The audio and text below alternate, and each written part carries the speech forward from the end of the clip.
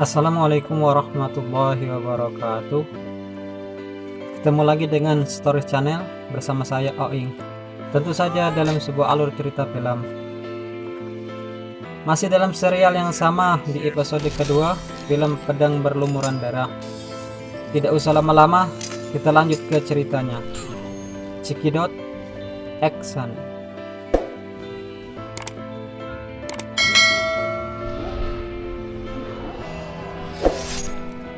Pada episode pertama, kepala pimpinan pasukan Kaisar Chongzhen berhasil memukul Cheng Zi hingga jatuh ke jurang.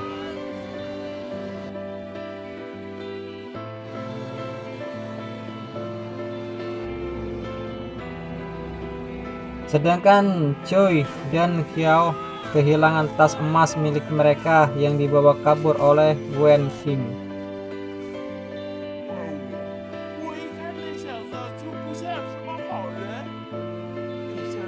Di dasar jurang, Cheng Zi mulai bangun. Dia tidak mengalami luka yang serius, hanya saja sedikit agak pusing karena baru sadarkan diri dari pingsan.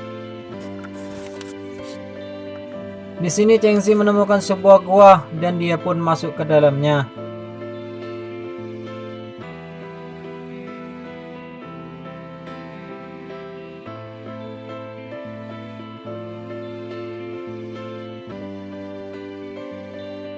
Di dalam gua ini Cheng Zi menemukan sebuah kerangka manusia. Di sampingnya ada pesan tertulis di sebuah batu. Dia juga menemukan sebuah peti dan sebuah buku yang berisikan wasiat agar Cheng Zi menguburkan kerangka tersebut.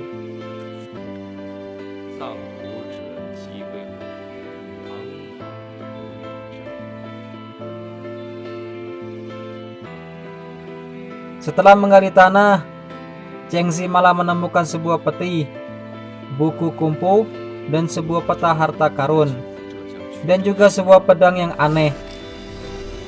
Cheng Zi membaca surat wasiat yang ada di dalam peti yang tertulis atas nama Golden Snake Man atau ular emas jantan. Setelah mempelajari kumpu pedang ular dan menguburkan kerangka tulang Golden Snake Man, Cheng Zi pamitan untuk menemui Wen Yi di Xialing sebagaimana yang diwasiatkan oleh Snake Man. Sedangkan pedang ular dibiarkan oleh Cheng Zi di sana.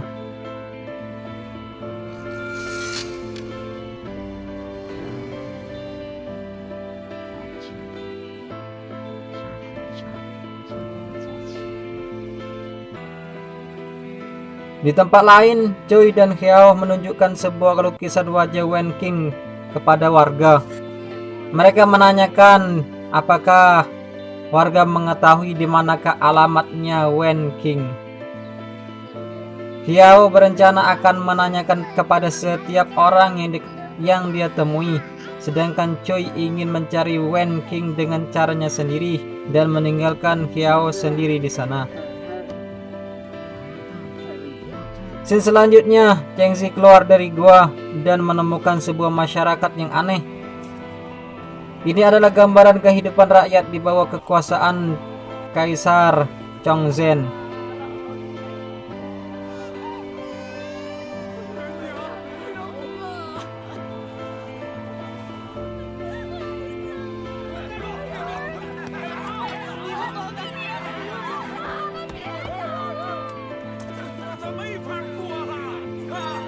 Di sini mereka bersama-sama pergi berjuang bersama Jenderal Zhuang.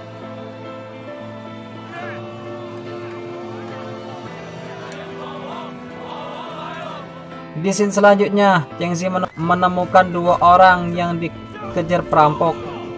Setelah menghajar para perampok itu, Cheng Zi mentraktir dua orang itu di warung makan.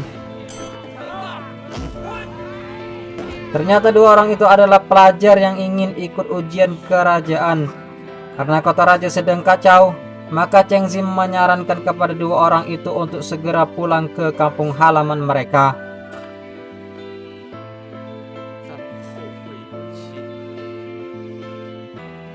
Scene selanjutnya, Cheng Zi menyewa sebuah kapal untuk pergi ke Xiliang. Tanpa diduga Wen Qing datang dan langsung melompat ke kapal tersebut.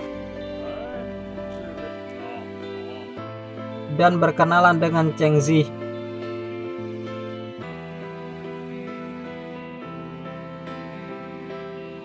Malam harinya Wen Qing tidak bisa tidur.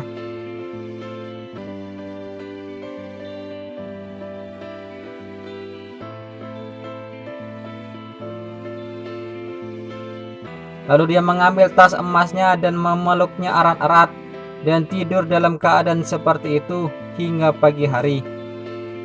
Keesokan paginya, sekumpulan perampok datang dan menghentikan kapal mereka. Ternyata mereka mengejar Wen Qing dan meminta emas yang ada padanya. Karena Wen Qing tidak mau menyerahkannya, mereka pun terlibat dalam keributan.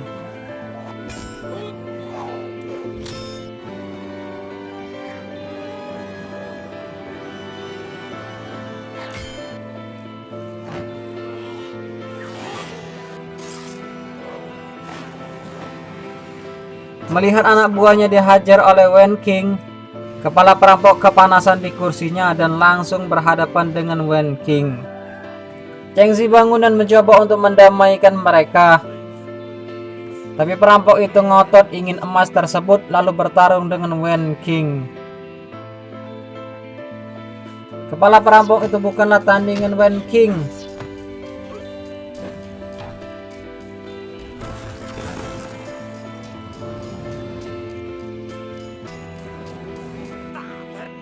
Ketika Wen Qing terpojok, disinilah Cheng Zi datang menolong dan bertarung dengan kepala perampok.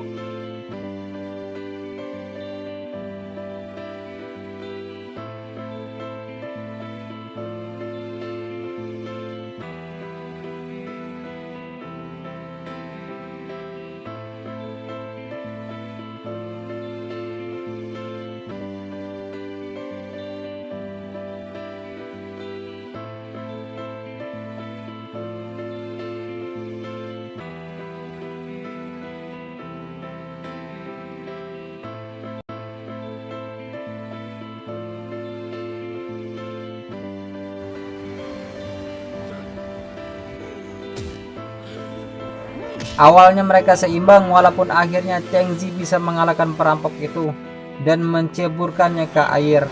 Dan para perampok itu pun akhirnya kabur meninggalkan tempat tersebut tanpa mendapatkan emas yang mereka inginkan. Setelah turun dari kapal, Wen Qing membagi emas tersebut dengan Cheng Zi. Cheng Zi menolaknya, tapi Wen Qing meletakkannya di tanah dan pergi meninggalkannya, yang membuat Cheng Zi terpaksa harus mengambil emas tersebut.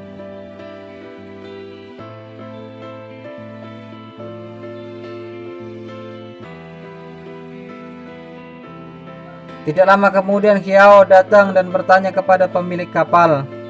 Pemilik kapal tersebut menunjukkan kemana arah Wen Qing pergi.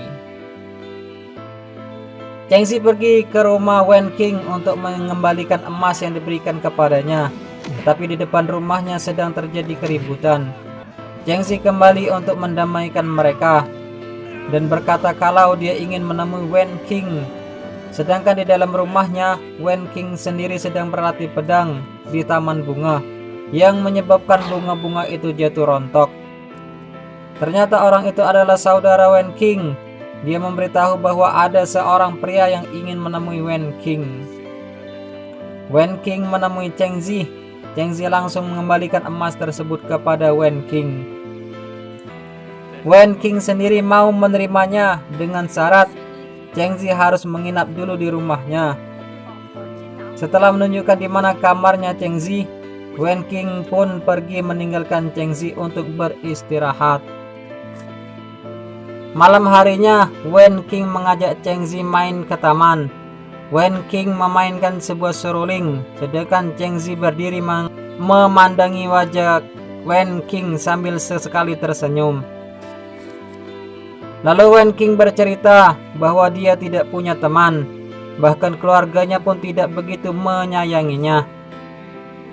Karena dulu ibunya diculik oleh penjahat, keluarganya telah mengumpulkan para petarung untuk mengalahkan penjahat tersebut, tetapi tidak bisa. Akhirnya ibunya hamil dan melahirkan dia. Lalu tiba-tiba saudaranya datang sambil menahan marah. mematahkan ranting-ranting bunga dan menginjak-injaknya lalu pergi. Chengxi juga berkata kalau dia tidak memiliki keluarga, ayah dan ibunya telah dihabisi waktu dia masih kecil dulu. Melihat peluang itu, Wen Qing langsung mengajak Chengxi jadian.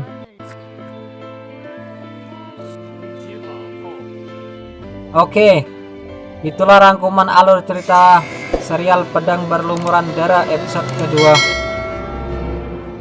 Apakah Chengxi dan Wen Qing jadian ataukah diganggu oleh saudaranya? Bagaimana kisah selanjutnya?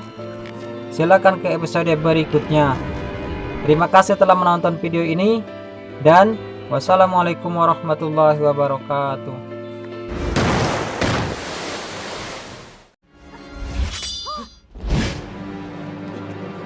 Yes,